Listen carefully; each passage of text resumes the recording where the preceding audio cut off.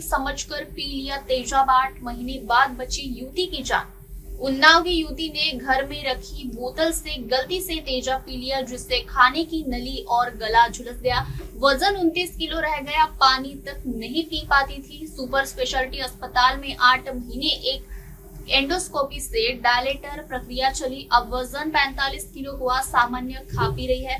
डॉक्टरों ने केमिकल बोतल में रखने पर चेताया। तेजाब पीना 3 वजह से होता है। पहली वजह होती है किसी ने गलती से पी लिया कि उसको अंदाज़ा नहीं था कि ये तेजाब है या पानी है या कोई कोल्ड ड्रिंक है, बॉटल सेम उसको लगी, उसने गलती से पी लिया। दूसरा, लोग सुसाइड करने के सुसाइड करने की वजह से पीते हैं कि मुझे गुस्सा आया, कुछ हुआ, झगड़ा हुआ, उसके बाद सुसाइड करने के। तीसरा कि अननोइंगली किसी ने पिला दिया, उसको होमिसाइडल बोलते हैं, किसी ने किसी कोल्ड ड्रिंक या किसी मिला के पिला दिया। वजह कोई भी हो, प्रेजेंटेशन एक ही होता है कि पूरे जो आँत का सिस्टम होता है, खाने की नली जिसको आहार नाल बोलते हैं, एसोफेगस होते हैं, जो पेट का रास्ता होता है स्टमक बोलते हैं, पूरा वो इस एक तरह से हम बताएं आपको जल जाता है। जलने के बाद में 3-4 हफ्ते 5 हफ्ते बाद वो चीज़ें आपस में सिकुड़ने लगती हैं। जो खाने का रास्ता होता है ब्लॉक हो जाता है बिल्कुल। खाना का अगर इंसान खाना नहीं खा पा रहा है तो उसका वेट लगातार कम हो जाता है और लगातार बीमारियों की जकड़ में जाता है वो।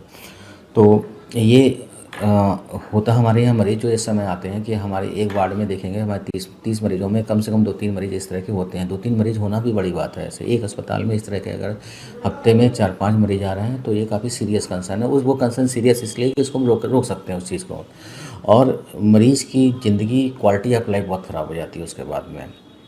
खाने का रास्ता पतला हो गया, सिकुड़ गया, उसको बार बार अस्पताल जाना पड़ रहा है, किसी तरीके से उसको रास्ता चौड़ा किया जा रहा है बलून के द्वारा या डायलेटर लगा के उसको हर हफ्ते 2 हफ्ते से अस्पताल, वजन कम होता जा रहा है, नॉर्मल डाइट नहीं ले पा रहा है, तो उसकी क्वालिटी ऑफ लाइफ बहुत ख़राब हो जाती है वो।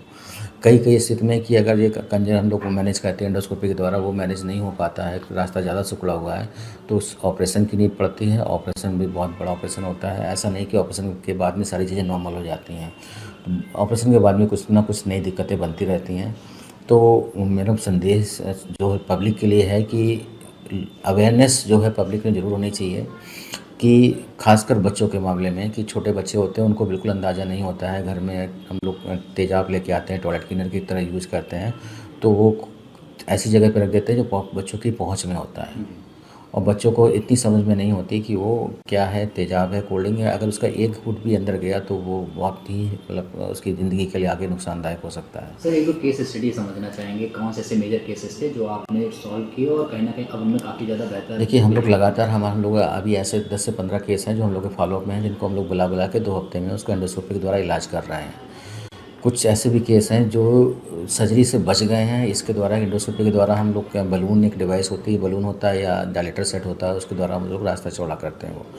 तो एक एग्जांपल बताएं एक आपको कि 9 लड़की थी, उसने भी गलती से शायद तेज़ाब पिया था। उसका खाने का जो नली थी उसका ऊपरी हिस्सा ही सिकुड़ गया था वो।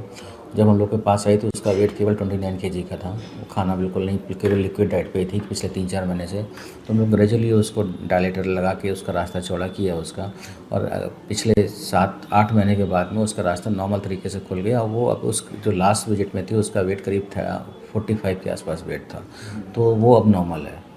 मगर ये चीज़ ना हो इसके लिए रोकथाम बहुत ज़रूरी है। होने के बाद में उसका इलाज डॉक्टर के लिए कई बार मुश्किल हो जाता है कि ये रिस्पॉन्ड नहीं कर रहा, मरीज़ सर्जरी के लिए भेजना है। सर्जरी के बाद ऐसे यूजुअली जो पेशेंट भी होते हैं पुअर पेशेंट होते हैं, वो फाइनेंसेस नहीं होते कि बड़ी जगह जाके वो उसको ऑपरेट करा पाएँ उसको। ठीक है सर।